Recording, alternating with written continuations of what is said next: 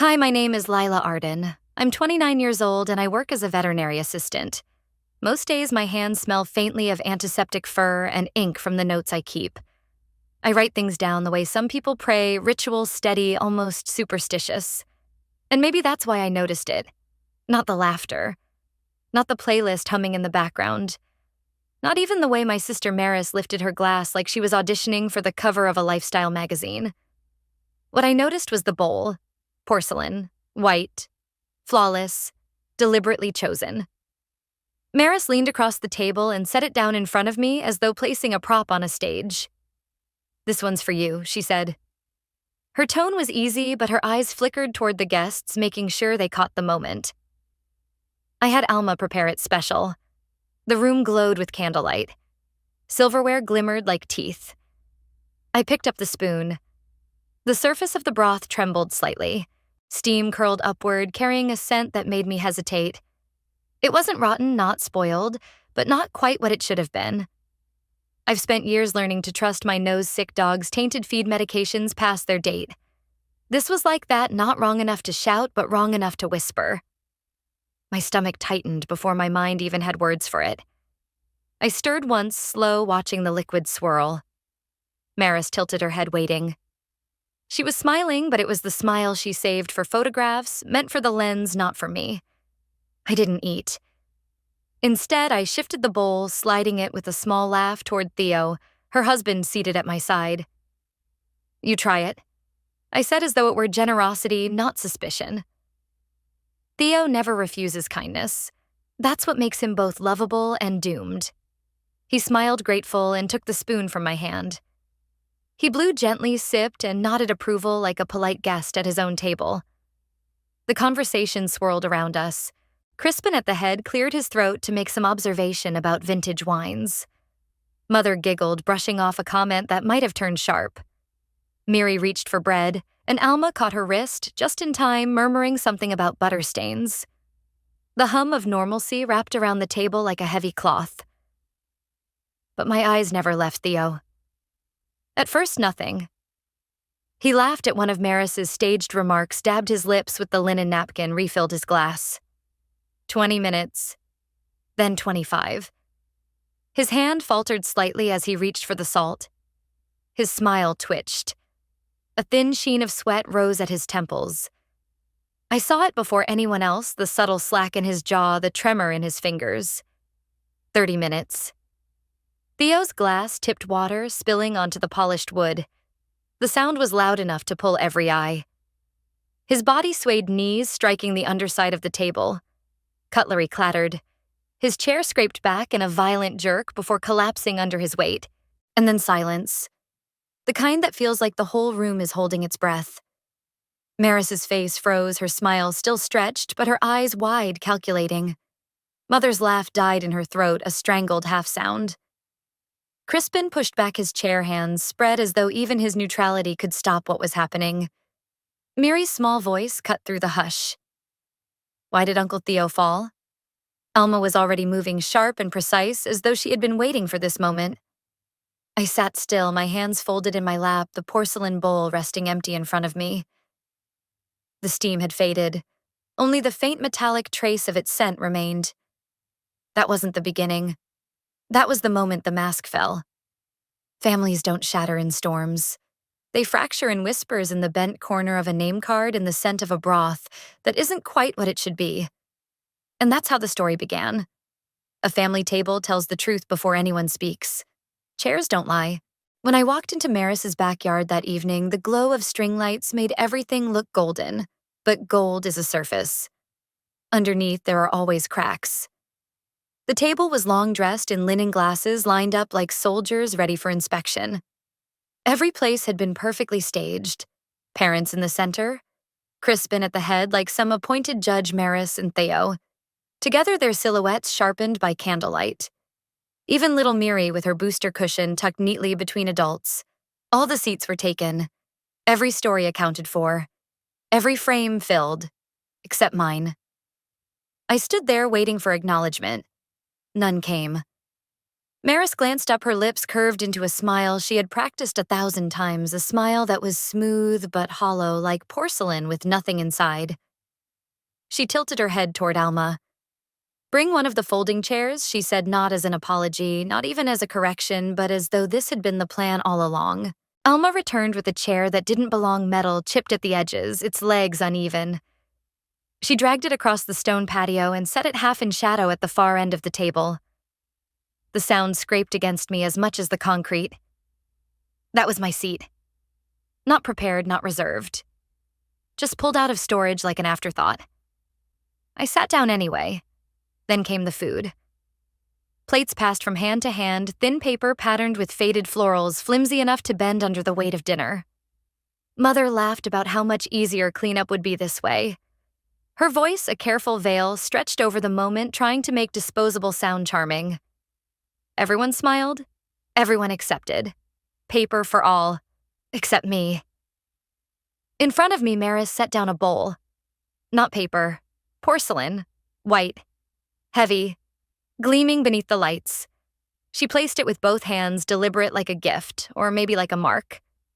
"This one's for you," she said, her voice carrying just far enough for everyone to hear. And then she turned away, already laughing at something Crispin said, as if her gesture meant nothing. But it meant everything. Motif number 1, different objects mean different intentions. Paper is temporary. Porcelain is permanent. Paper folds tears, vanishes with the trash bag at the end of the night. Porcelain endures. And in a room like that, where every choice was staged, you don't give someone porcelain unless you want them to feel the weight of it. I traced the rim with my fingertips, smooth and cool against my skin, while the rest of them bent their paper plates under knives and forks. The difference stood out like a scar. In photographs, it would catch the light. In memory, it would linger. They could laugh, they could keep talking, but I knew. The bowl was not an accident. Theo didn't notice, of course. He never notices the stage he's standing on. Mother adjusted napkins, her nervous energy fluttering at the corners. Miri pointed out the difference with a child's bluntness. Why does Auntie Lila's dish look different? But no one answered her. Crispin cleared his throat as though his words could drown out the truth. But the truth doesn't drown that easily. I sat in my folding chair, listening to the clatter of cutlery, watching steam rise from porcelain while the paper plates sagged. I told myself not to overthink, but my whole life has been overthinking, cataloging, writing down the details others erase. And I knew no one singles you out at a family table by accident. Not in this family. So I tucked the thought away the way I tuck every clue into the pages of my notebooks. One day the difference between porcelain and paper would matter. One day it would stand as evidence. That night in Maris's backyard beneath her golden lights and practiced laughter, I already felt the weight of it. Because a bowl is never just a bowl. A chair is never just a chair. And a family table always reveals its intention before a single word is spoken. Red flags in my family never arrive waving like banners. They slip in like whispers, quiet, camouflaged, almost polite. If you aren't looking, you'll miss them. If you aren't listening, they'll dissolve in the hum of conversation. But if you've lived with them long enough, if you've written them down in notebook after notebook the way I have, you know exactly when they surface. The first one that night came in the form of a laugh. Maris leaned back in her chair, the glow of the string lights catching on the rim of her glass. She laughed not too loudly, not too softly, just enough. That's her gift. She calibrates her emotions the way a conductor shapes music. A smile for the cameras, a softer one for the relatives, and this laugh, hovering in between, a sound designed to disarm while her eyes measured every single reaction around the table. People call it charm. I call it surveillance. You can feel her gaze on your skin even when she's pretending to look away. At the center of the table, my mother adjusted her sunglasses. Sunglasses at dusk, long after the sun had already dipped below the roofline. She waved to no one in particular, her wrist flicking in airy little gestures as if she were hosting a pageant. She does that when she's nervous, turns discomfort into a performance, smoothing over cracks with choreography. To the untrained eye, it looks harmless, even graceful. But I know better. I've spent a lifetime watching her paint a smile over silence the way other people might layer frosting on a cracked cake. It looks pretty, but you never forget what's broken underneath. Beside her, Theo leaned in to tell Crispin some story about a coworker. His voice carried across the table, warm, unbothered, absolutely convinced of safety. He laughed easily, hands moving as he spoke, his face glowing in the candlelight. Theo never notices the details. He never notices the way Maris adjusts the frame to spotlight herself. He never notices when my mother glances away at the exact moment the truth might leak out. He doesn't notice the bowl in front of me, porcelain among paper. To him, dinner is just dinner. Family is just family. His world lives on surfaces, and surfaces are easy to shatter. But I noticed. Because something was wrong. The air carried the brightness of mint cool and sharp, cutting through the thicker scent of oil and vinegar dressing. At first, it seemed refreshing, almost cleansing, like a leaf plucked fresh from the garden. But underneath that crisp note woven so faintly it almost escaped was another smell. A quiet chord that didn't belong. Not sour enough to scream spoiled. Not pungent enough to signal rot. Stranger than that. Subtle. Off-key. My chest tightened as I leaned closer, pretending to laugh at something Crispin muttered.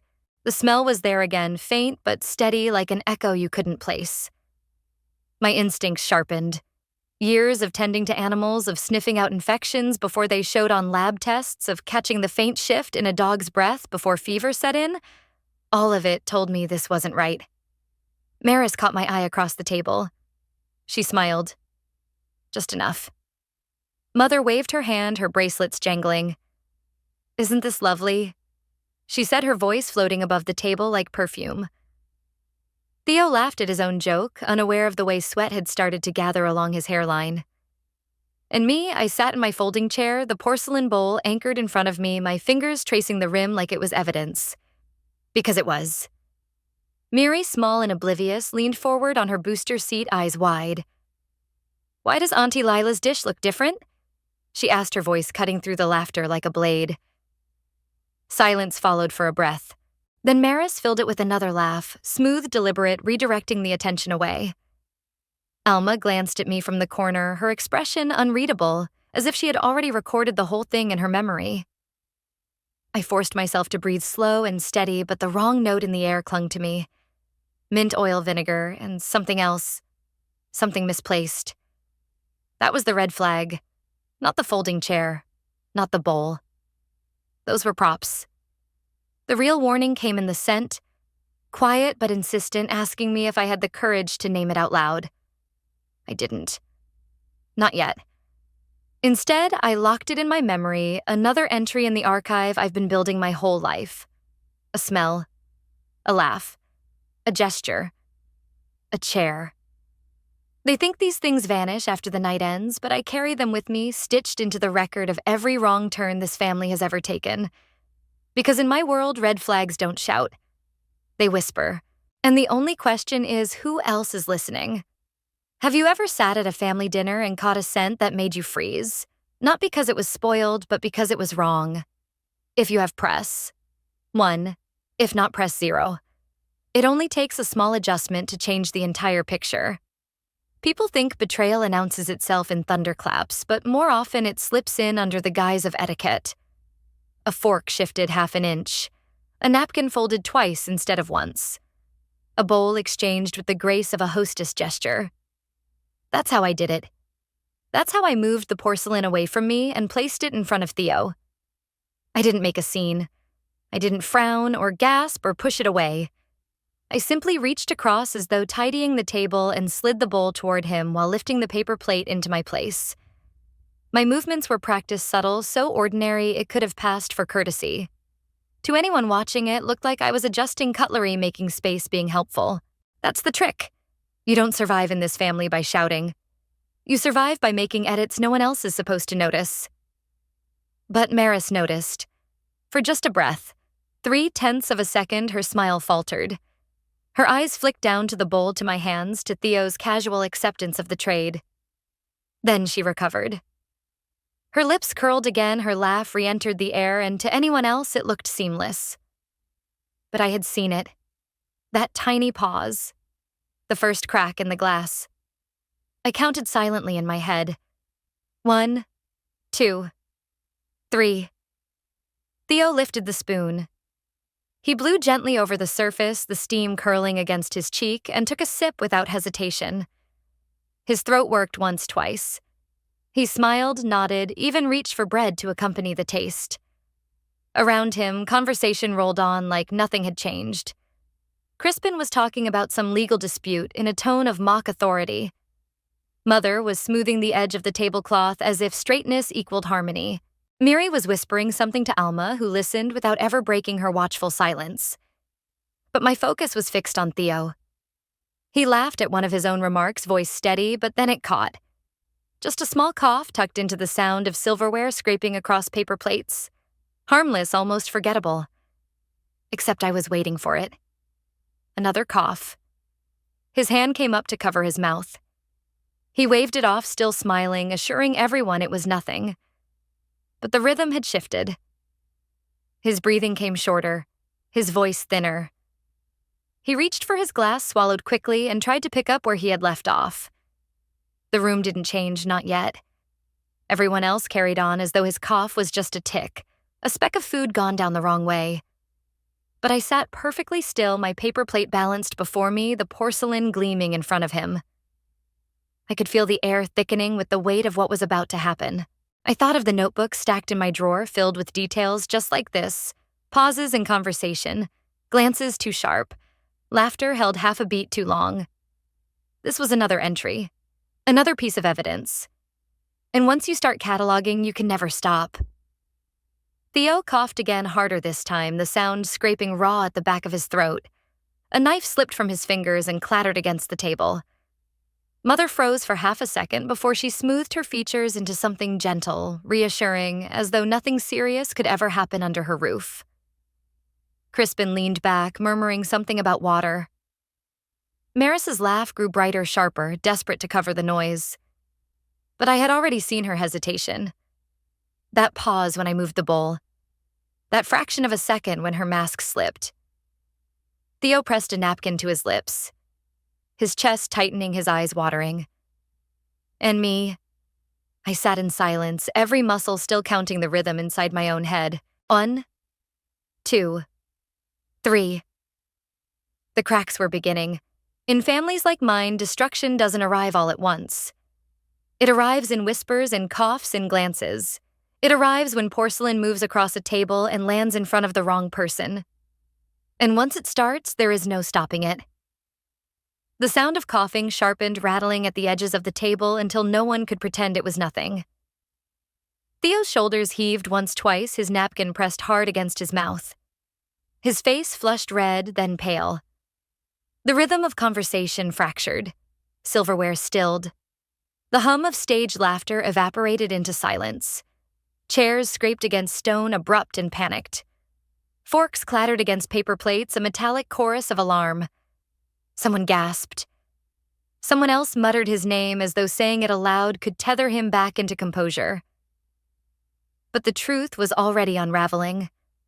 Theo's breath hitched short and jagged, the sound of someone trying to swallow air that refused to come. His glass tipped sideways, spilling water across the linen.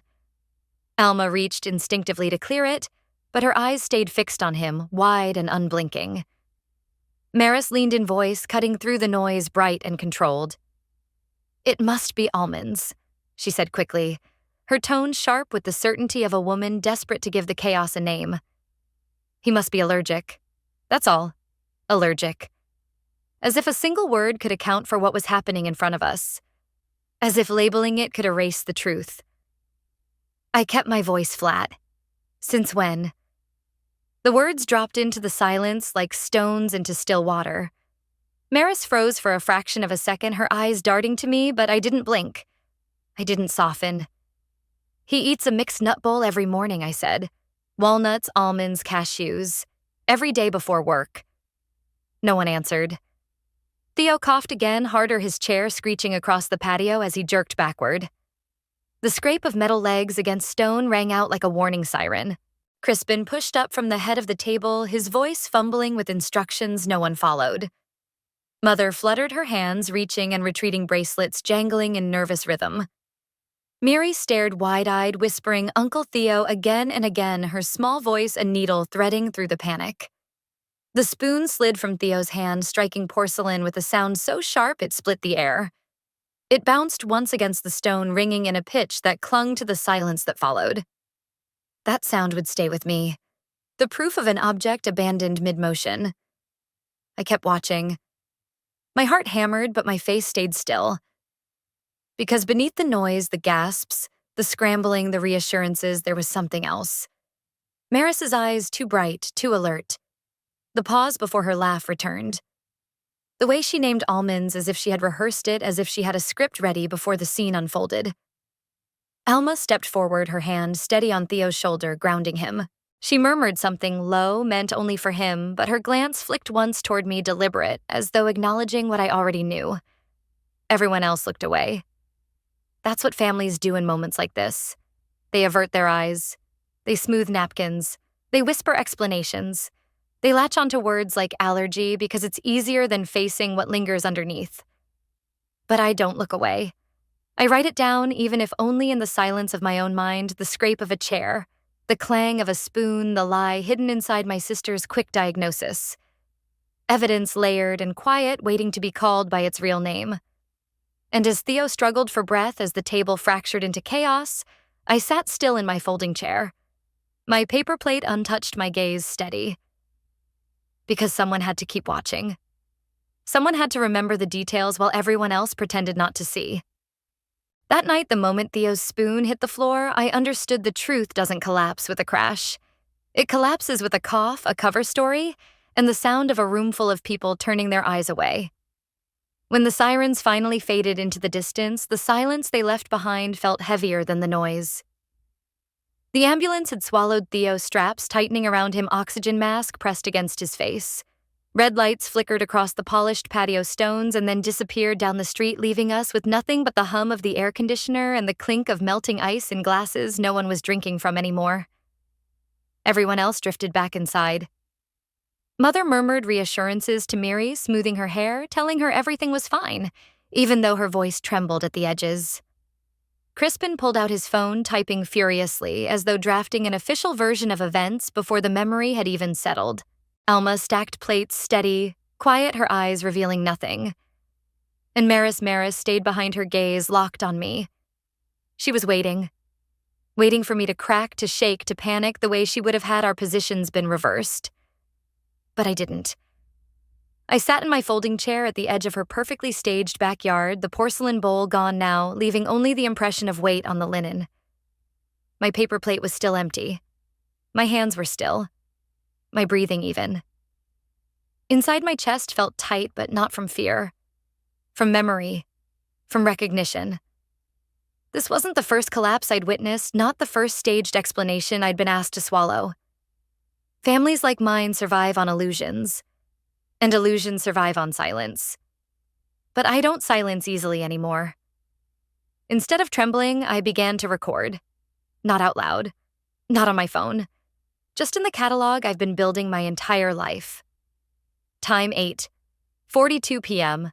Location Maris's backyard beneath string lights. Positioning Crispin at the head, Maris to his right. Theo beside her mother, centered Miri on the booster cushion, Alma serving from the side. Myself folding chair, end of the table, half in shadow. Event, Theo's coughing began at the 27-minute mark. Spoon struck porcelain, then stone. Maris said it must be almonds. My response. Since when he eats mixed nuts every morning, every word, every pause, every attempt to redirect. Logged. Motif number 2 I begin to write. Not with ink, not yet. With memory. With repetition. With the kind of precision that outlives denial. Because paper plates can be thrown away, linen can be laundered, explanations can be polished until they shine. But once something is recorded, truly recorded, it becomes harder to erase. Maris leaned against the table, her eyes never leaving mine. She tilted her head, a question hanging in her smile. Why aren't you afraid? She wanted me to flinch, to crumble, to surrender to her version of the story.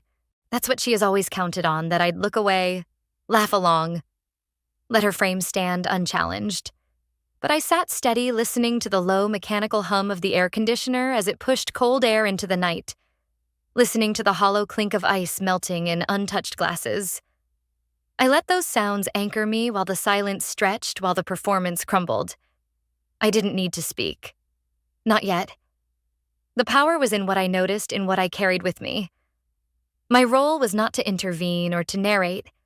My role was to archive. Because the moment I begin to write, the story begins to shift. The truth takes shape detail by detail until no one can laugh it away.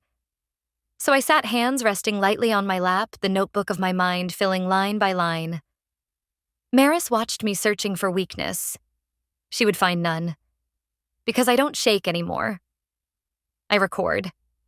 And one day, when the mask slips again, when the story is forced into daylight, these notes will be ready. That night, after the ambulance pulled away, the backyard was no longer golden with string lights. It was an empty stage props, abandoned silence, humming louder than applause. And me, the only one left in the folding chair, steady, silent, already writing the truth they thought I'd forget. The sound of the ambulance still echoed in my ears, but what stayed with me longer was the silence it left behind. The hum of the air conditioner, the delicate clink of ice dissolving in abandoned glasses. Maris's eyes fixed on me, waiting for me to break. But I didn't. I sat steady, cataloging everything. And while I sat there, the present folded back on itself, opening a door to a memory I thought I'd buried. 3 years ago. A different table, a different meal, but the same script. It was brunch sunlight cutting across the kitchen tiles, spilling gold onto bowls of fruit and pitchers of juice. Maris had called it her new experiment. A salad bright and fresh, tossed with greens and citrus mint scattered on top like confetti. She presented it with a flourish, setting the bowl directly in front of me, her smile gleaming, her voice lilting. "Try it first, Layla. Tell me what you think." I wanted to believe her. I always wanted to believe her. So I lifted my fork, speared the leaves, and took the first bite. At first, it was pleasant, sharp lemon, a burst of mint, the cool crunch of cucumber. But then came the shift. A dizziness, faint but undeniable, blooming behind my eyes. My stomach tightened. The fork slipped against the rim of the bowl, my hand suddenly clumsy. The room began to tilt, the voices around me echoing like they were sliding underwater. I felt nausea coil inside me, rising fast, unrelenting. I remember bracing myself against the counter, trying to breathe evenly, my pulse racing in my ears. But instead of concern, I got dismissal. Mother laughed first. Not cruelly, not even knowingly, but with that same fragile laugh she always uses to smooth cracks in the story. "Lila, you're too sensitive," she said, brushing it away like lint on fabric. "You probably skipped breakfast. Or maybe you're just imagining things." And Maris tilted her head, lips curved in mock sympathy. "You're always so dramatic," she said. "You read too much into everything. It's just salad, Lila." And I let it go. I swallowed my protest along with the nausea. I excused myself to the bathroom, gripping the sink until the spinning eased. By the time I returned, the table had moved on without me. The plates cleared, the conversation rewritten. Sensitive, dramatic, imagining things. I told myself not to hold on. I convinced myself it was safer to forget, to let it drift like steam from the bowl, gone before anyone could see. And for years, I carried their version of that moment instead of mine. But memory doesn't vanish. It waits. And now, as I sat in that folding chair in Maris's backyard, hearing her quick, rehearsed explanation about almonds, watching Theo collapse, the way I once nearly did, it struck me with perfect clarity this wasn't new. This was repetition. A cycle. A pattern that had been building for years. The difference was me. Back then, I allowed them to rename the truth to rename me. This time I won't. This time I've already begun to record. Every detail, every word, every look. I don't shake anymore. I don't excuse myself to the bathroom. I don't allow them to clear the plates and rewrite the script. I whispered it to myself like a vow, solid and certain. This time I keep everything. In my mind, I heard the pages turning, the soft crack of a spine opening. I imagined the ink pressing into paper the way a record becomes undeniable once it's written down. I could almost hear myself naming the file, labeling it with precision. If it happens again. Because it had. And because this time I would not be erased. 3 years ago, I let them convince me I was imagining things. Tonight I swore never to let that happen again. When you grow up in a house of performances, you learn that the real story hides backstage. The patio had gone quiet. The chair's still warm from where my family sat, but silence is never empty. It just moves to another room. That's why I followed Alma into the kitchen. The space smelled of lemon cleaner and leftover herbs, the hum of the refrigerator steady in the background. Alma moved with the same calm precision she always had, her hands never trembling, her gaze steady. She didn't waste words. She didn't ask me what I thought. She only waited until she was sure Maris had stepped out her heels, clicking down the hallway, her voice trailing off into the distance before she acted. I watched as Alma crossed to the tall cabinet by the pantry. From the outside, it looked ordinary, a storage space for spices and jars. But she pulled the door open and reached for something hidden in the back, a DVR tucked away, blinking with a faint red light. My pulse tightened as she pressed the button, the screen coming alive with silent footage. And there it was, Maris in her kitchen earlier that day. The same countertop I was standing against now. Her hair pulled back, her movements deliberate, careful. She reached for a small jar, its label crisp and neat. Then slowly she peeled the label away. I leaned closer. My breath hitched. Without hesitation, she poured the contents into a single dish. Not multiple bowls, not the paper plates stacked at the side. Just one. The porcelain. My chest tightened, but I forced myself to breathe evenly.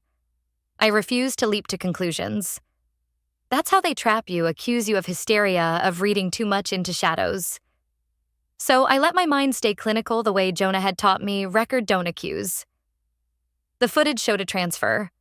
A substance leaving its container, slipping into one bowl only. Later, the porcelain was carried out to the table set directly in front of me. Every movement timed, every gesture rehearsed. Alma stood silent beside me, her eyes scanning the same images. She didn't nod, didn't whisper. She simply let the evidence play, and I knew why she wanted me to be the one to remember to hold it, to decide what it meant. I pulled out my phone. With steady hands, I captured the frame where Maris removed the label, another where she tilted the jar over the porcelain, another where the steam rose faintly as she leaned close to check her work. Each still image a piece of something larger, a story waiting to be named. But I was careful even with myself. I didn't call it what instinct screamed it might be. I didn't use words that could be twisted against me later. Instead, I gave it the language of restraint, the language Jonah had drilled into me, a potential agent observed in video footage, consistent with reactions documented by independent tests. Nothing more, nothing less. I uploaded the images to the cloud, my fingers tapping the title field with precision. The file needed a name, something neutral, something exact. I typed bowl prep single move. My reflection glowed faintly in the screen as the progress bar filled. This wasn't a theory anymore. It wasn't a suspicion I could be told to laugh off. It was an artifact. It was a record. And records have weight. I looked at Alma. She closed the cabinet, the DVR light dimming back into silence. No words passed between us, but none were needed. She had shown me the stage directions hidden from the audience. I had taken my copy of the script. As I slipped my phone back into my pocket, the house seemed quieter, heavier. Maris's laughter drifted faintly from another room, polished, bright, rehearsed. But I wasn't listening to her anymore. I was listening to the file saved under my name. Because this time the story wasn't only mine to carry in memory. This time the story had teeth. The footage from Alma's DVR was still fresh in my chest when the next crack opened. I hadn't even had time to steady myself before it arrived, slipping into my phone like a ghost that wasn't meant to be seen. A notification pinged. A file shared. A voice memo. The sender Maris. My breath stalled. She never sent me anything directly. When she did, it was polished invitations, glossy PDFs, photographs cropped to control the story. Never something raw, never her unguarded voice. I pressed play. At first it was muffled. The shuffle of a phone in someone's palm. The scrape of a chair against the floor. Then came her voice, clear, sharp, unfiltered. The voice I knew better than my own heartbeat. "Let her eat it," Maris said. Calm. Too calm. A thin laugh followed in the background. My mother's laugh. But not her smoothing laugh, not the one she used to dissolve conflict into sugar. This one was thinner, brittle, a laugh like glass ready to crack. And then the words that turned the air to stone. "Let her eat it. Let's see if she still shines gold when she can't catch her breath." I froze. The kitchen around me dissolved. The hum of the refrigerator became a roar. The air conditioner's drone pressed down on my chest. All I could hear was that sentence looping, replaying, searing itself into me. I played it again, and again. Each time the cadence was the same, her tone unmistakable, the laugh unmistakable. This wasn't imagination. This wasn't sensitivity. This was recorded, captured, unchangeable. I wanted to smash the phone, to silence it, to bury it underwater until the voice drowned. But I didn't. My hands steadied. My pulse slowed. I remembered the vow I had made, the vow in the backyard, the vow that began with the porcelain bowl. This time I keep everything. Jonah's rules echoed in my mind. Evidence doesn't exist until it's safe. So I moved quickly, precisely. First, I saved it to the cloud, encrypting it behind layers of passwords, placing it in a folder no one could stumble into. Next, I copied it to my external drive, the one tucked deep in my bag, disguised by ordinary files. Finally, I sat at Alma's table, the quiet hum of the house holding me, and I wrote it down. Every word, letter by letter, pressing the ink deep into paper until my hand ached. Because files can corrupt. Drives can fail.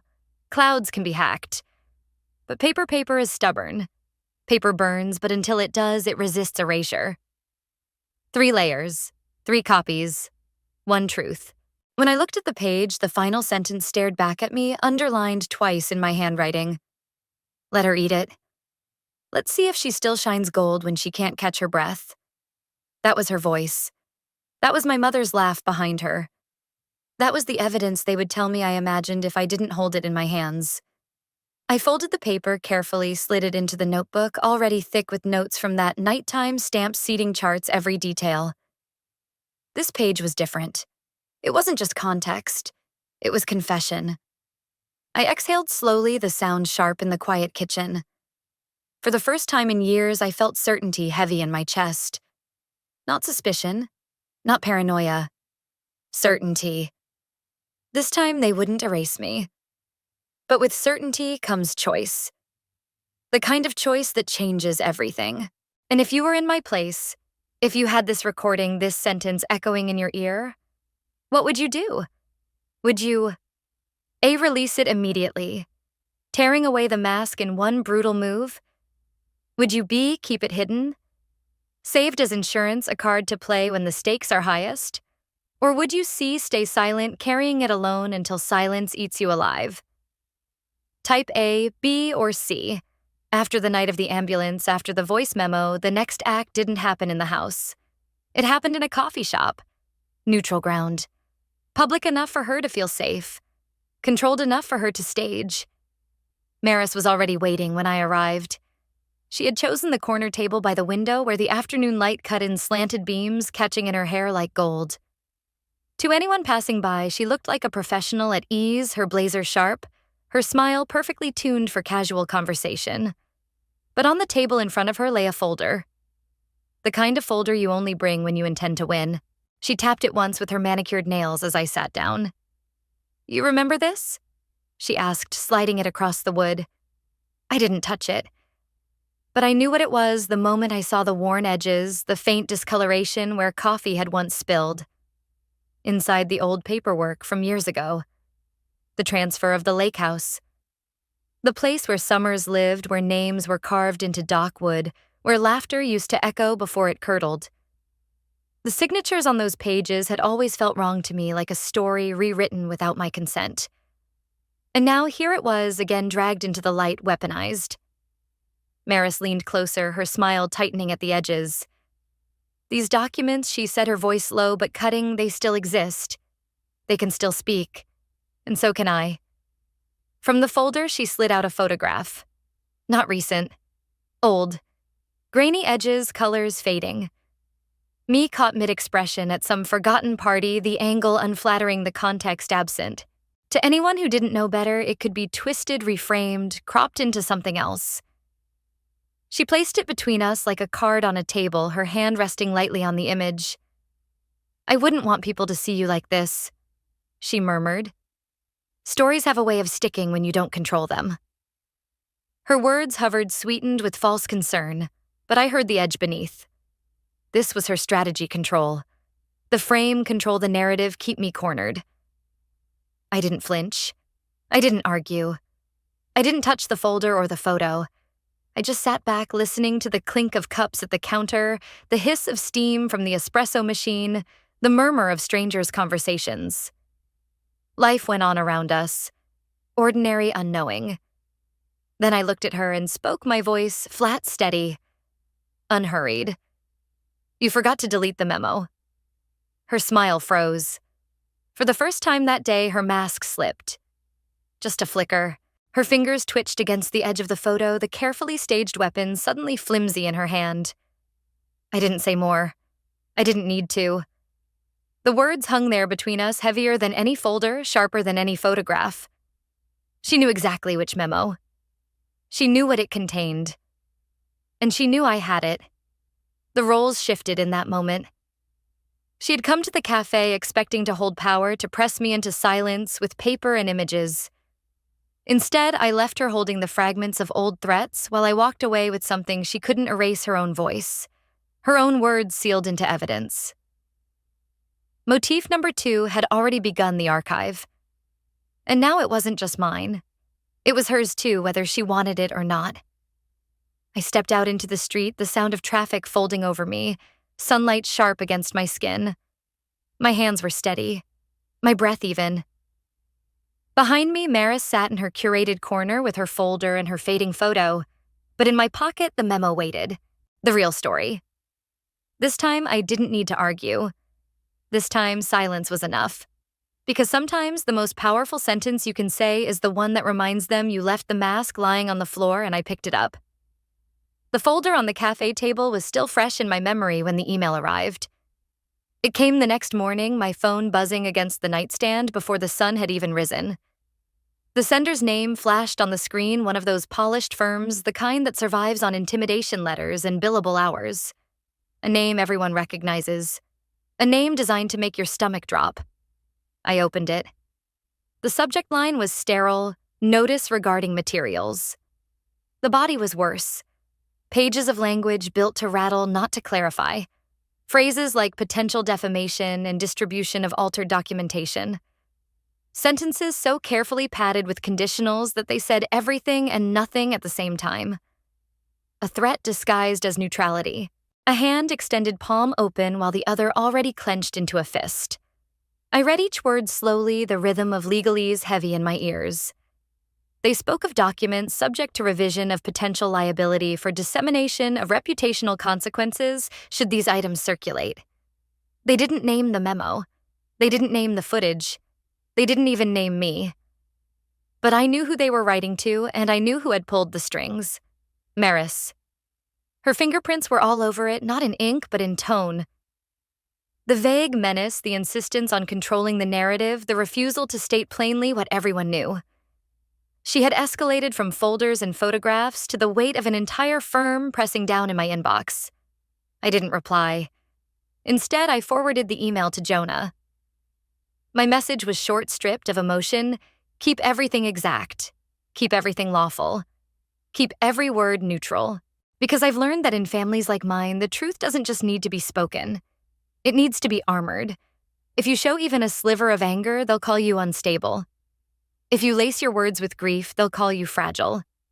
But if you keep your language measured, if you stay grounded in precision, they can't so easily erase you. Jonah responded within an hour. His tone was steady clinical, but beneath it I could hear the sharpness of his mind cutting through the fog. He reminded me that intimidation is not conviction, that a letter, no matter how official, is not a verdict. He told me the only thing that mattered was the record, the memo, the transcript, the DVR footage, the paper trail that no lawyer's vocabulary could undo. I sat with his words, reading them again and again, letting them sink into me the way evidence sinks into ink. Outside, the world was waking. Cars hummed down the street. A dog barked at nothing. The sky lightened inch by inch. But inside, I stayed still, staring at the screen, the email sitting there like a shadow. I thought about the word they used most often, defamation. A word meant to sting, meant to scare. But defamation only exists when the story isn't true. In truth, raw, unedited, captured on tape, and sealed in a memo was no longer theirs to deny. That was the shift. For years, they controlled the language. They told me I was sensitive, dramatic, unstable, imagining things. They renamed my experiences until I barely trusted myself. But now the language was mine to hold. Jonah would make sure of it. Neutral words. Precise words. Words no one could twist. I closed the email and placed my phone face down on the table. For the first time in a long time, I felt something like calm. Not relief, not safety, but clarity. Because threats lose power when you recognize them as patterns, and patterns once recorded become evidence. This was no longer just a family story. It was a record. A file. A case being built line by line, word by word. And as I sat there, the glow of dawn touching the edges of the room, I whispered to myself what I had learned over years of being silenced. You can't erase someone who writes everything down. After the email from the law firm, after Jonah's calm reply, assuring me that words couldn't erase proof, I thought the tempo of things might slow. My family always works that way. One strike, one flare of drama, then a retreat into quiet as though silence could reset the stage. But storms don't vanish. They curl into corners, waiting for the smallest voice to call them back. That voice wasn't mine. It belonged to Miri. It was late afternoon, the kind of hour when sunlight breaks into strips through the curtains, laying bars of gold across the carpet. I was sitting on the edge of the sofa, notebook resting on my lap phone in my hand, pretending to scroll through headlines. My mother, Evelyn, sat nearby in her favorite chair posture, elegant. Her smile stretched into that familiar mask, soft, pleasant, rehearsed. She was asking Miri about school, about art projects, about anything except what had happened in the backyard, or the ambulance, or the letter that arrived in my inbox at dawn. Miri was half listening. She sat cross-legged on the rug, her dolls lined up in crooked rows, a tea party no one had really been invited to. She wasn't absorbed in the play. She was echoing fragments of conversation, moving the dolls absent-mindedly, her voice drifting like birdsong. Children don't compartmentalize. They don't separate what should stay inside walls from what leaks into daylight.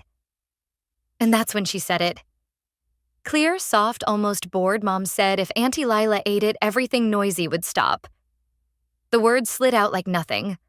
Like breath. Like truth that had no idea it was dangerous. The air went still. My head lifted from my phone. My pulse hammered in my ears. Miri didn't look at me. She didn't even look up from her dolls.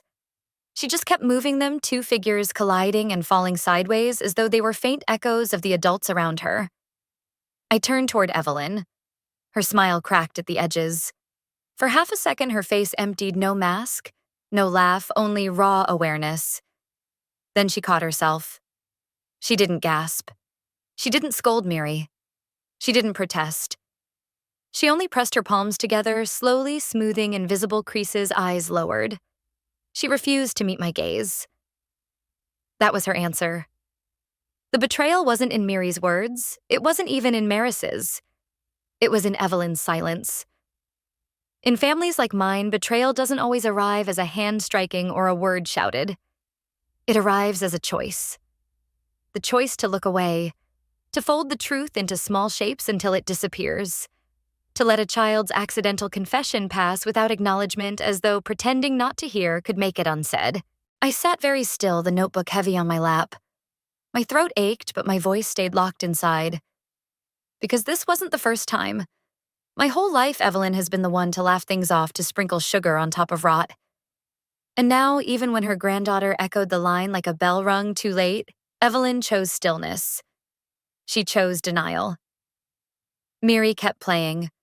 Her voice rose again, soft, tuneless speaking lines only she understood. I wrote it down. Slowly, deliberately, letter by letter, Mom said if Auntie Lila ate it, everything noisy would stop. And then beneath it, I added another line underlined, twice Evelyn silent. Because silence is also an action. Silence is complicity. And in this family, the real fracture isn't in the words spoken. It's in the things deliberately left unsaid. I closed the notebook, the sound of its spine clicking shut loud in the still room. Evelyn's hands remained pressed together. Her head bowed, her smile erased. Miri hummed to herself, oblivious, her dolls falling again and again. That moment lodged deep inside me, heavier than any memo or folder or letter from a lawyer. Because paper can be challenged, audio can be dismissed. Video can be called doctored. But silence, when truth hangs in the air, cannot be misinterpreted. In that room, in that golden light, I saw it clearly. The greatest betrayal wasn't the bowl or the memo. It was the choice of the adults who heard and still looked away. And that I knew was the wound I could never let fade. When a child's words break the surface, adults scramble to patch the hole. That's why a week later, the family gathered again, this time not in a backyard staged with string lights, but around the round table in Maris's dining room. No linen draped for elegance, no curated playlists humming in the background, just the low buzz of tension so thick it could choke. I came prepared. My notebook lay open in front of me, pages marked and dated. A small drive sat by my elbow, cool to the touch containing the files Alma and I had seen. In the center of the table, I laid out the timeline, printed pages lined with times and notes, every cough, every laugh, every pause captured. Next to it, still images from the DVR footage, Maris peeling the label from the jar, pouring its contents into a single porcelain bowl. Finally, a folder stamped with the logo of an independent lab, their report marked in clean, black ink presence of irritant agent identified in single serving portion. I spoke without raising my voice. Flat. Even. Unshaken. These are the records. The room stayed quiet. Crispin shifted in his chair, his hands folding over themselves. His head tilted down as though the weight of the documents had already pressed him into silence. Evelyn's gaze wandered toward the window. Her lips parted as if to speak, then closing again. She said nothing. Always nothing. Maris leaned back, her smile thin but intact, her eyes flashing like polished glass. She tilted her head, scanning the papers without touching them, then laughed softly. "You're overreaching, Lila. This is theater." I didn't argue. Instead, I reached for the drive and pressed play. The voice memo filled the room. The faint clink of glassware. A laugh, Mother's brittle and thin. Then Maris's voice, clear, measured. "Let her eat it. Let's see if she still shines gold when she can't catch her breath." The silence that followed wasn't immediate. It was fractured by the sound of Miri's fork against her plate, by Crispin's breath, catching by the nervous shuffle of Evelyn's hands in her lap. And then stillness. A silence stretched tight like wire. Maris broke it with a scoff. "Deep fake." She said, her voice sharp, her chin lifted. "Do you know how easy it is to fabricate audio now? Anyone could put words in my mouth. It's laughable." I didn't flinch. That's the problem with rehearsed denials. I said, my voice flat as the table between us. They don't account for the details. I leaned closer, sliding the transcript across to her. That sound in the background. The glass. It's the same glassware in this house. Listen closely. The acoustic fingerprint is specific. AI can stretch a voice, but it struggles with soundscapes this intimate. That ring of crystal against oak. That's here. That's us. That's you. Her smile faltered. For a second, only a second, her mouth went slack. Her eyes darted to the cabinet where the glasses sat, arranged perfectly, waiting for the next dinner. Then the mask returned, but the pause had already betrayed her. Crispin lowered his head. His hands pressed together like a prayer he didn't believe in. Evelyn looked away, her silence louder than any denial. I didn't press further. I didn't raise my voice. I simply let the weight of the evidence fill the space, the timeline, the DVR stills the lab report, the memo echoing with laughter that couldn't be faked. The silence stretched. And I let it. Because sometimes the most powerful thing you can bring to a family table isn't fury or accusation. It's proof laid flat voice, kept steady, waiting for everyone to hear themselves inside the quiet. The room seemed to breathe all at once, then nothing. No words, no laughter, no excuses. Just the sound of stillness stretched for 2 long seconds, holding everything unsaid. That was enough. My timeline was still spread across the surface. Each note dated, each moment cataloged. The DVR stills showed Maris's hands deliberate, peeling the label from a jar, pouring into only one bowl. The lab's report rested on top, clinical, stripped of accusation, its words chosen to remain untouchable, presence of irritant agent identified in single serving portion. There was nothing theatrical about it. Just facts. Quiet, heavy facts. But no one reached for them. Crispin bowed his head as if the papers themselves were too bright to look at his fingers pressed together. His posture a man trying to seem devout when really he was afraid. For years he had been dressed as neutrality, anointed as the referee no one questioned. But a referee loses power when the game is already rigged. And now he looked less like an arbiter, and more like a witness caught in the wrong seat. Evelyn did what she always did, nothing. Her stillness was her trademark. She fixed her gaze on the window, lips parted like she might offer a smoothing word, but none arrived. She clutched silence the way others clutch prayer beads, as though not speaking could erase what had been spoken. It was her oldest trick, make absence feel like peace. And Maris, my sister, my shadow, my reflection turned weapon, sat across from me with a smile like a blade. Earlier she had laughed at the memo, called it a fabrication, a deep fake, a trick of modern technology. But when I named the sound the distinct chime of our own glassware, the resonance impossible to replicate, her eyes betrayed her. They flicked to the cabinet behind her, to the glasses lined in perfect rows. A pause. A single hairline fracture in her mask. I didn't need more. A pause tells everything. So I let it hang. For the first time in my life, I wasn't the one filling silence with apologies. I wasn't the one shrinking into myself while others defined me. I let the quiet stretch and press against their skin, because silence, when you own it, is not weakness. It's weight. At last, I closed my notebook. The sound of the spine clicking shut cracked across the table like a gavel. I lifted my eyes, kept my voice level, each word clean without tremor. I'm not here to destroy anyone. I'm not here to win some performance you've staged. I am here for one reason: to make sure I am no longer the easiest one to destroy. The words dropped into the silence, sinking heavy. Not defiant. Not angry. Just steady. I reached for the papers. I stacked them with care, edges aligned, corners squared. The DVR stills slid back into their sleeve, the lab report folded precisely. The drive clicked into its case, then into my bag. Each motion deliberate. Not the frantic scramble of someone retreating, not the triumphant flourish of someone victorious. Just the discipline of someone who finally knows the value of her own archive. The others shifted, restless. Evelyn's fingers twitched toward her glass, but never lifted it. Crispin rubbed his temples as though a headache had bloomed between his eyes. Maris tilted her head, smile twitching as if she might conjure one more defense, one more blade of rhetoric. But nothing came. Not this time. I stood. The chair legs scraped lightly against the floor. No drama. No crash. No slammed door. Just a sound measured enough to remind them I was leaving on my own terms. I looked at them one last time. The round table gleamed under the overhead light, reflecting fragments of faces, bowed, head empty, gaze fractured, smile. For years I had sat at this table, waiting for acknowledgement, waiting for proof I belonged. Tonight I carried my own proof out with me. I didn't slam the door.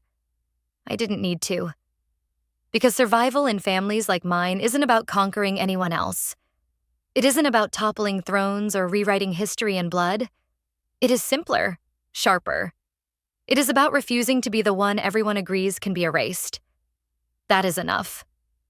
As I stepped into the hall, the silence I left behind swelled larger than any confrontation. They would sit with it.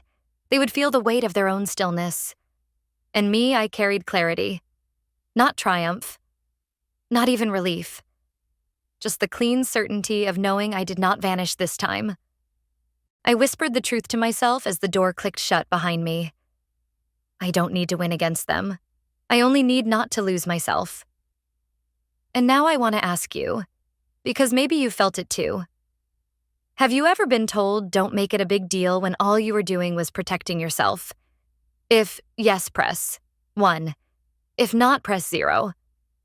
When I left the round table, I didn't slam the door, but silence followed me anyway.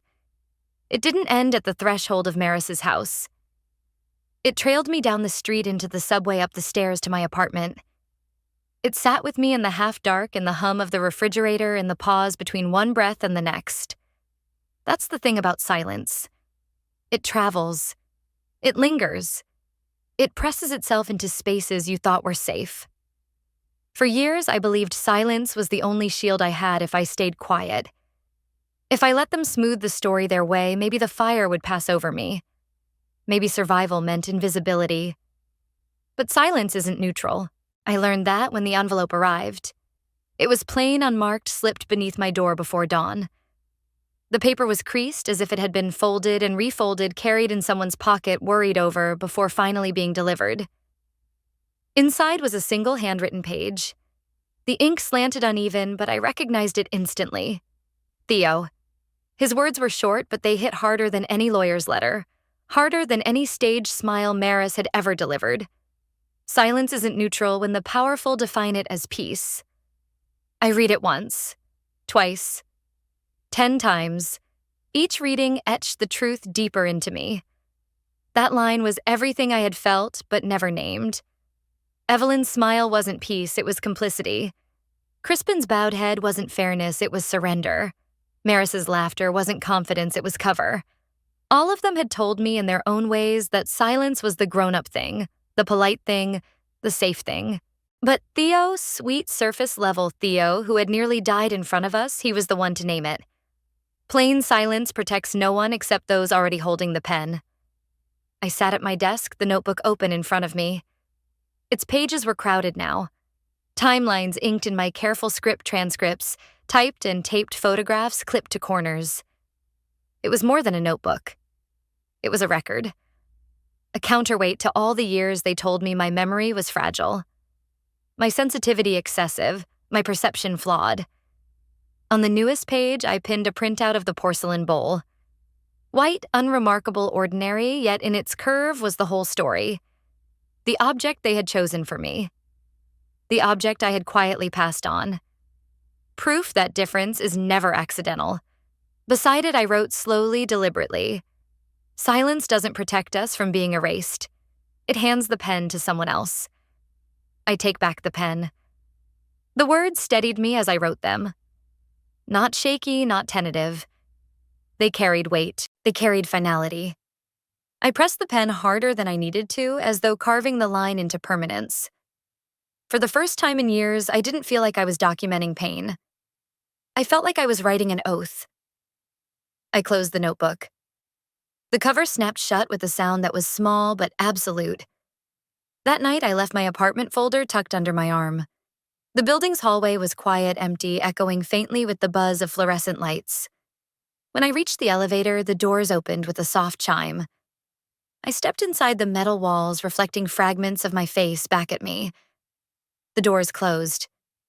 The world narrowed to that room-tone hum, steady, suspended.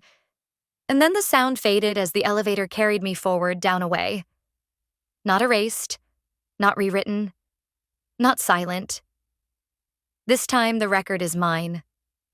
This time the pen is in my hand. And I will not give it back. Because silence is not safety when it is defined by those who benefit from my absence. Silence is not peace when it requires me to vanish. Silence is not protection when it demands my erasure. I used to believe that by keeping still, by making myself small, I was surviving. Now I understand every time I let them rename me, every time I let them laugh it off, every time I chose quiet, I was surrendering the pen. No more. Theo's letter sits folded into the back of my notebook, his words etched into me like scripture. And every time I touch that page, I remember survival isn't about waiting for others to validate your story. It's about refusing to let them write it without you. So I keep writing. I keep archiving. I keep speaking even when my voice is flat, even when it trembles. Because silence doesn't protect us from being erased. It only protects the ones who want us gone. And I am not gone. If you've ever been told to stop making it a big deal when all you were doing was protecting yourself, then you already know what I mean. If yes, press 1. If not, press 0. And that's where this chapter closes. But family drama never really ends. It shifts it, hides it, resurfaces in new forms. If you've been here with me through this story, thank you for listening, for letting the silence be broken. If you want to hear more real family drama stories like this, don't forget you can press the button on your screen right now to subscribe. Turn on the bell so you'll be the first to know when a new story arrives. Every day, more voices are finding their way out of the shadows, and you'll hear them here. And if you're ready for another story right away, you can click the box on your screen. It will take you straight into the next one. I'll see you there.